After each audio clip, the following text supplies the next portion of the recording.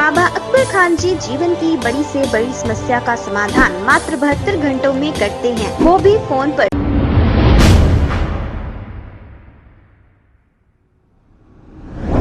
अस्सलाम वालेकुम नाजरीन, 7H न्यूज़ में आपका इस्तकबाल है। बंदलागुड़ा चौरस्ते पर जो गैर कानूनी तरीके से एक स्टील की दुकान सारी की सारी रोड पर है, लेकिन ट्रैफिक पुलिस की यहाँ नज़र नहीं पड़ती।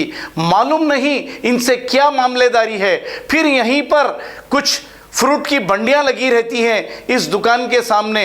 यहाँ का मंजर देखिए आप। और यहाँ पर कई एक्सीडेंट भी होते हैं, लोग रॉन्ग साइड आते हैं, लेकिन फलकनुमा ट्रैफिक पुलिस को इसकी कोई परवाह नहीं।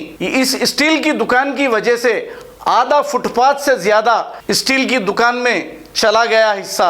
अब आवाम को कई तकालीफ का सामना करना पड़ता है, लेकिन फलकनुमा ट्रैफिक पुलिस को ये दिखाई नहीं देता। क्यों इन्हें खुली छूट दे दी गई है? क्या इन्हें दिखाई नहीं दे रहा है ये दुकान सारी रोड पर है? आइए देखते हैं ये रिपोर्ट।